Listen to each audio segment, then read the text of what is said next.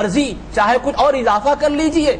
اللہ پاک نے اپنے حبیب پاک سے یہ کیوں فرمایا؟ اس لیے کہ حبیب رات رات بغیر آرام کے قیام ہی میں گزارتے، ہر رات اس طرح گزرتی، تو عادت کریمہ یہ حبیب پاک کی رہی۔ حتیٰ کہ ام المؤمنین عائشہ رضی اللہ عنہا نے جب معروضہ کیا تو رحمت دو جہاں نے فرمایا، بعد میں مدینہ منورہ میں بھی یہی معمول رہا، عائشہ صدیقہ رضی اللہ عنہا کے معروضے پر فرمایا افلا اکون عبدا شکورا، کیا میں اس کا شکر گزار بندہ نہ بنوں؟ رب تبارک و تعالیٰ کے حبیب عبد شکور کی شان سے راتوں رات عبادت ہی عبادت میں رہتے ہیں، حتیٰ کہ قرآن کہتا ہے، سورہ طٰہٰ تو مکی سورت ہے، مکے میں نازل ہوئی، اللہ نے فرمایا طٰہٰ ما انزلنا علیک القرآن لتشقی، اے میرے حبیب ہم نے قرآن اس لیے نازل نہیں فرمایا کہ آپ مشقت میں پڑ جائیں، اتنی مشقت آپ کیوں گوارا فرماتے ہیں، آرام کیا کریں۔ تو حبیب پاک علیہ السلام کا شوق یہ تھا کہ رات میں جاگتے، قیام اللیل فرماتے، خوب عبادت میں اپنے لمحات کو گزارتے، ہمیشہ یہ عادت شریفہ ہے۔ لیکن 27ویں کی تاریخ آتی ہے، دوشنبے کی شب آتی ہے، حبیب کریم علیہ الصلوۃ والسلام رات میں ام ہانی بنت ابی طالب کے دولت قدے میں تشریف لے جا کر استراحت فرماتے ہیں، آرام فرماتے ہیں۔ اور یہ بھی یاد رہے کہ آقا کا آرام فرمانا بھی طاعت ہے، آرام فرمانا بھی عبادت ہے۔ سرکار دو عالم علیہ السلام کا لمحہ لمحہ عبادت و طاعت میں گزرتا ہے، اور آرام بھی کیسے فرماتے؟ خود ارشاد ہے صحیح بخاری شریف میں، تنام عینایا ولا ینام قلبی، میری آنکھ سوتی ہے پر میرا دل جاگتا ہے، دل بیدار رہتا ہے۔ حبیب پاک علیہ الصلوۃ والسلام اس طرح سے آرام فرما رہے تھے۔ رب تبارک و تعالیٰ نے بلانا چاہا تو رب کریم چاہے تو اس وقت بلا سکتا تھا جب کہ آپ خانہ کعبہ میں طواف فرما رہے ہوں، یا اس وقت بلا سکتا تھا جب کہ آپ قرآن کریم کی تلاوت فرما رہے ہوں، یا اس وقت بلا سکتا تھا جب کہ آپ سجدے کی حالت میں ہوں یا رکوع کی حالت میں ہوں، یا اللہ تبارک و تعالیٰ کے حبیب دار ارقم میں تشریف فرما ہو کر صحابہ کی تعلیم و تربیت فرما رہے ہوں، دعوت دین کا کام فرما رہے ہوں، تو اس وقت بھی رب بلا سکتا تھا۔ لیکن رب کریم نے حالت طواف میں آپ کے پاس پیغام نہیں بھیجا، حالت قیام و رکوع میں نہیں بھیجا، سجدے کی حالت میں فرشتے کو نہیں بھیجا۔ اللہ کے پیارے حبیب کے پاس یہ پیغام اس وقت نہیں آیا آپ جماعت صحابہ میں بیٹھ کر تعلیم دے رہے تھے، نہ اس وقت آیا جبکہ قریش کے سرداروں کو آپ اسلام کی طرف دعوت دے کر بلا رہے تھے، اس لمحہ بھی آ سکتا تھا، مگر رب نے اس پیغام کو آپ کے پاس بھیجا تو آرام کرنے کی حالت میں بھیجا اور بتایا دیکھو میں میرے حبیب کی ہر ادا سے محبت کرتا ہوں، میرے حبیب کی قیام کی ادا بھی شان والی ہے، سجدے کی ادا بھی شان والی ہے، میرے حبیب کی تعلیم و تربیت کی ادا بھی شان والی ہے، میرے حبیب کا دعوت اسلام دینا بھی شان والا ہے، طائف کا سفر کرنا بھی شان والا ہے، میرے حبیب پاک علیہ الصلوۃ والسلام کے لیل و نہار کے لمحات میں سے ہر لمحہ شان والا ہے۔ یہی نہیں، میرے حبیب کا استراحت فرمانا بھی شان والا ہے، میرے حبیب کا آرام فرمانا بھی شان والا ہے۔ میرا یہ پیغام آرام فرمانے کی حالت میں اس لیے پہنچا تاکہ تمہیں پتا چلے کہ مصطفیٰ کی آرام کرنے کی حالت پر اتنی نوازش ہے تو مصطفیٰ کے جاگنے کی حالت میں نوازش کیا ہوگی، جاگنے کی حالت میں کس قدر نوازش نہیں ہوگی، پھر طواف کعبہ میں ہوں گے تو کیا کیا تجلیات کا ظہور نہیں ہوگا، سجدہ ریز ہوں گے حبیب رب کی بارگاہ میں تو کیا کیا قربتوں سے نہیں نوازے گا۔ فرمایا بیداری سے اندازہ کرو، آرام فرماتے وقت یہ پیغام آ رہا ہے تو جاگنے کی حالت میں مصطفیٰ علیہ السلام پر میری نوازشات کی شان سے ہوں گی، پھر قیام و قعود میں ہوں گے، رکوع و سجود میں ہوں گے تو کیا کیا نہیں نوازوں گا۔ میرا حبیب طبعی استراحت کے لیے بستر پر آرام فرما ہو تو اس قدر مجھے پیار ہے، تو میرا حبیب میرا پرچم اسلام بلند کرنے کے لیے لوگوں کے درمیان کھڑا ہوا ہو تو کس قدر مجھ کو پیار نہیں ہوگا میرے حبیب سے، ان کی اداؤں سے کیسے پیار نہیں ہوگا۔ اللہ تبارک و تعالیٰ نے اس کو بھی ظاہر فرمایا۔ تو بہرحال سفر مقدس کے ایک ایک پہلو پر ہم نظر ڈالیں تو اس میں کئی حکمتوں کے دروازے کھلتے ہوئے نظر آتے ہیں، بے انتہا شانیں ہیں اللہ کے حبیب پاک کی، اور پھر کن حالات میں یہ سفر ہو رہا ہے جبکہ اللہ کے پیارے حبیب پاک علیہ الصلوۃ والسلام مکہ مکرمہ میں 40 سال سے اپنے منصب جلیل کا اظہار فرما کر دعوت دین کا کام شروع فرما چکے، ہم کوششیں فرما رہے ہیں، حلقہ بگوش اسلام لوگ ہوتے جا رہے ہیں، حلقہ بگوشان کی تعداد میں آئے دن اضافہ جہاں ہو رہا ہے وہیں مخالفین مخالفت پر آمادہ ہیں، ستایا جا رہا ہے، مسلمانوں پر مصائب و آلام کے پہاڑ ڈھائے جا رہے ہیں۔ اللہ کے پیارے حبیب پاک علیہ السلام یہ سارے صعوبتوں سے گزرتے ہیں مگر اپنے مقصد میں کبھی آپ ایک لمحے کے لیے بھی سکوت اختیار نہیں فرماتے، ہر طرح کی پیشکش کو ٹھکرا دیتے ہیں۔ اللہ کے پیارے حبیب پاک علیہ السلام اعلان نبوت کے 10ویں سال میں تشریف لاتے ہیں، ادھر حضرت ابو طالب کا انتقال ہو جاتا ہے، ادھر حضرت خدیجہ الکبریٰ رضی اللہ تعالیٰ عنہا بھی وصال فرما جاتی ہیں. تو یہ عجیب و غریب واقعات ہوتے رہے، اور یہ جو دین کے لیے آپ کی خدمت میں مساعدت اور معاونت کرنے والے تھے وہ بھی ایک کے بعد دیگر چل بستے ہیں. اللہ کے پیارے حبیب کے قلب اقدس پر تھوڑا سا صدمہ طاری ہوتا ہے. اسی لیے سیرت کی تاریخ کی کتابوں میں اس سال کو عام الحزن کے سال سے یاد کیا جاتا ہے. عام الحزن کہا جاتا ہے، یعنی غم والا سال. یہ دو غم کے واقعات رونما ہوتے ہیں. طبعی غم یہ کوئی برا نہیں ہے.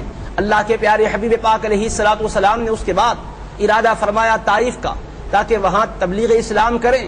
وہاں تشریف لے جاتے ہیں تو ظالموں نے چھوکروں کو آپ کے پیچھے لگا دیا، شریر لڑکوں نے آپ پر پتھر برسائے، آپ کے مقدس قدمین اطہرین لہو لہان ہو گئے.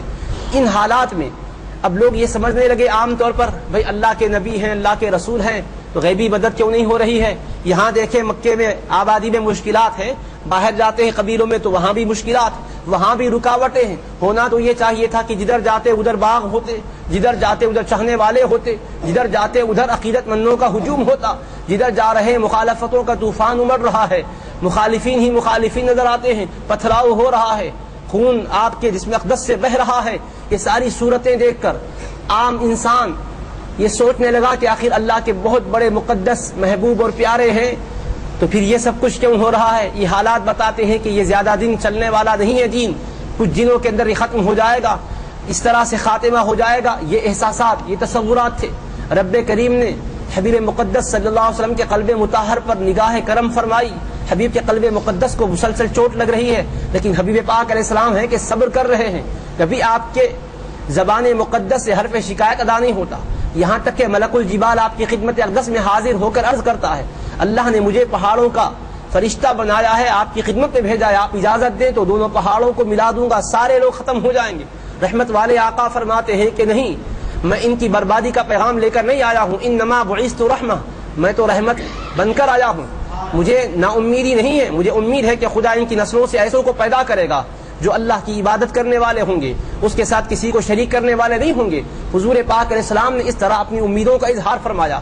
رب تبارک و تعالیٰ نے ان نازک حالات میں، اب جبکہ کوئی وہاں آپ صلی اللہ تعالی علیہ وآلہ وسلم کی دل بستگی کرنے والا نہ تھا، آپ صلی اللہ تعالی علیہ وآلہ وسلم کی زوجہ مطہرہ جو ہمیشہ آپ کی تسکین قلب کا سامان فراہم کرتی، جب کبھی کوئی کٹھن حالات آتے کاشان اقدس میں تشریف لاتے تو تسلی دیتی اور یہ کہتی نظر آتی کلا واللہ لا یخزیک اللہ ابدا، ہرگز نہیں، اللہ کی عزت کی قسم، اللہ پاک آپ کے دین کو کبھی بھی ایسا ہی رسوائی کے عالم میں نہیں چھوڑے گا. آپ کا دین ترقی کرتا جائے گا، آپ کی شان ہمیشہ بلند ہوتی جائے گی. اس طرح سے وہ تسلی کے کلمات کہا کرتی تھی. وہ بھی دنیا سے رخصت ہو چکی، صحابہ پر پہم مظالم ڈھائے جا رہے ہیں. ایسے حالات میں اب وہاں ظاہراً کون ہے؟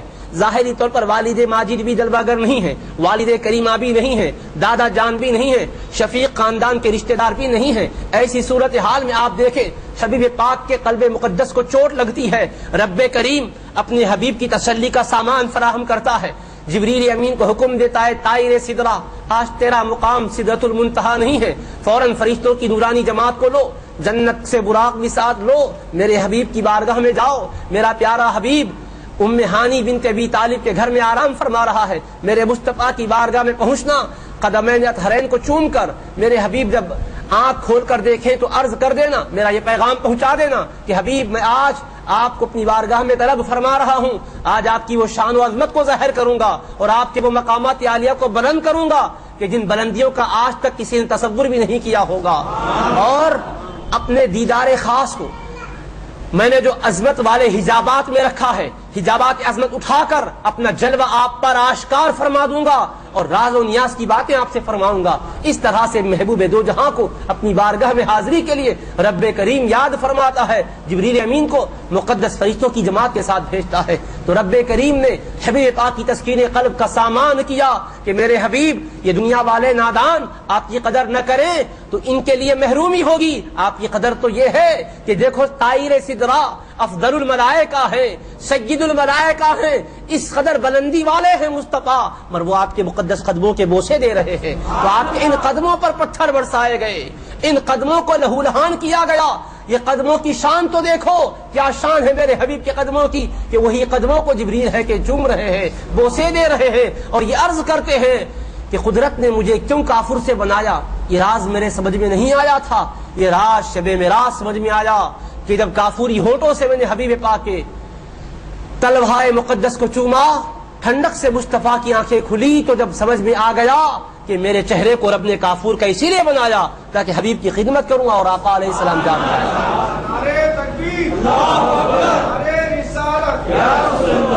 تو اللہ کے پیارے حبیب صلی اللہ تعالی علیہ وآلہ وسلم کی عظمت شان کو، آپ کی قدر و منزلت کو رب تبارک و تعالی واضح کرنے کے لیے دنیا پر یہ سفر کا اہتمام فرمایا ہے۔ لمحے لمحے میں آپ دیکھیں، ہر ہر گھڑی ہر ہر پہلو سے آپ دیکھیں سرکار کی عظمتوں کے جلوے نظر آتے ہیں۔ تو جبریل امین علیہ السلام حاضر ہوتے ہیں سرکار کی بارگاہ اقدس میں، آپ ام ہانی بنت ابی طالب کے گھر آرام فرما رہے ہیں۔ اب دیکھیں، میں یس کر رہا تھا کہ اللہ کے حبیب کی عادت کریمہ کیا تھی کہ اپنے کاشان اقدس میں آرام فرماتے، اس عادت کے مطابق سرکار آج بھی وہیں آرام کرتے ہوتے، مگر ایسا نہیں ہوا۔ آپ ہیں کہ خلاف معمول ام ہانی کے گھر آرام فرما رہے رضی اللہ عنہ۔ ایسا کیوں؟ یہ اتفاقی بات نہیں ہے، یہ اللہ پاک نے ایسا آپ سے کروایا ہے۔ کیوں؟ اللہ کے حبیب اپنے کاشان اقدس میں آرام فرماتے، اپنے حجرے مقدس میں رہتے، تو قانون قرآن نے کیا دیا؟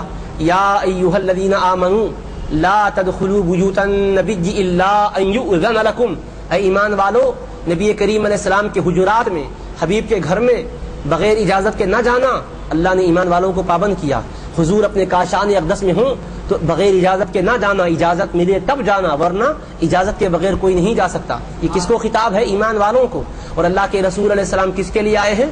کیا صرف انسانوں کے رسول بن کر آئے؟ صحیح مسلم شریف کی حدیث ہے، آپ کا اعلان ہے وَأُرْسِلْتُ إِلَى الْخَلْقِ كَافَّةً، اور مجھے ساری مخلوقات کی طرف رسول بنا کر بھیجا گیا ہے۔ تو اللہ کے حبیب خلق کی طرف آئے ہیں، اور خلق میں جہاں انسان و جنات ہے وہی ملائکہ اور فرشتے بھی ہیں۔ تو آپ رسول الانس والجن ہی نہیں ہے، رسول الملائکہ بھی ہے۔ اور علامہ ملا علی قاری رحمۃ اللہ علیہ نے مرقات المفاتیح شرح مشکات المصابیح میں اس حدیث کے تحت یہی لکھا ہے کہ تمام مخلوق کی طرف سرکار بھیجے گئے تو مخلوق میں ساری چیزیں آ گئی ہے، تمام مخلوقات آ گئی، حتیٰ کہ فرشتے بھی آ گئے ہیں۔ تو اب ایمان والوں کو خطاب ہے کہ ایمان والوں نبی کے گھر میں بے اجازت نہ جاؤ۔ تو یہ صرف زمین پر رہنے والے انسانوں کے لیے ہی خطاب نہیں ہے، عالم بالا والے فرشتوں کے لیے بھی خطاب ہے۔ تو سرکار اگر اپنے حجرے مقدس میں ہوتے، اپنے کاشان اقدس میں ہوتے، اپنے در دولت پر اب جبریل امین آقا کے دولت قدے پر آتے تو قرآن کیا کہتا؟ نہیں جا سکتے الا ان یؤذن لکم، جب تک کہ اجازت نہ لی جائے۔ تو اب اجازت لینے کے لیے کیا کرنا ہوتا؟ باہر سے آواز دینا۔ قرآن یہ بھی کہتا ہے ان الذین ینادونک من وراء الحجرات اکثرهم لا یعقلون، بے شک جو لوگ حجروں کے باہر سے حبیب آپ کو پکارتے ہیں ان میں کہ اکثر عقل نہیں رکھتے۔ تو باہر سے آواز دینا، پکارنا یہ بھی پسند نہیں فرمایا، فرمایا اکثرهم لا یعقلون، کہ ان میں کہ اکثر کو عقل نہیں ہے۔ ولو انہم صبروا حتی تخرج الیہم لکان خیرا لہم، اور کاش وہ اگر صبر کرتے یہاں تک کہ آپ خود ان کے پاس تشریف لاتے تو یہ ان کے حق میں بہتر ہوتا۔ تو قرآن نے دو باتیں فرمائی، سورہ احزاب میں 22ویں پارے میں فرمایا کہ نبی کریم علیہ السلام کے حجرات میں بے اجازت نہ جانا، اور 26ویں پارے میں سورہ حجرات کے اندر فرمایا کہ باہر سے پکارنا بھی نہیں تا وقت یہ کہ آقا خود تشریف نہ لائیں، انتظار کرتے رہنا۔ اب یہ دونوں آیتوں کو سامنے رکھ کر سوچو، سرکار اپنے کاشان اقدس میں ہوتے تو جبریل امین علیہ السلام اندر آ نہیں سکتے تھے، انہیں باہر ٹھہرنا پڑتا تھا آقا کی اجازت کے لیے، اور اجازت دینے کے لیے سرکار کو خود تشریف لانا پڑتا تھا۔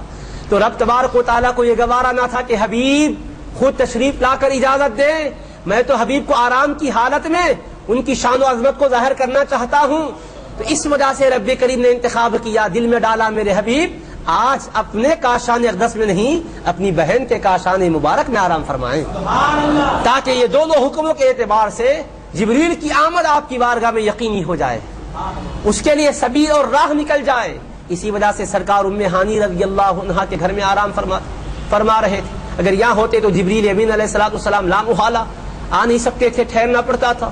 اور سرکار جب استراحت سے آپ فارغ ہوتے، آرام آپ کا مکمل ہوتا، تب آپ تشریف لاتے تو پھر جبریل امین کو اجازت عطا ہوتی حاضری کی۔ لیکن یہ طلبہائے مقدس چومنے کے اعزاز سے رہ جاتے، قدموں کو چومنے کی سعادت سے وہ رہ جاتے، قدموں کو چومنے کی سعادت کے لیے تو بہانہ تھا ان کے لیے، اور بہانہ کب ہوتا جبکہ آقا محو استراحت ہوتے، تو جگانے کے لیے راستہ ان کے لیے بنتا، اس کے لیے چاہا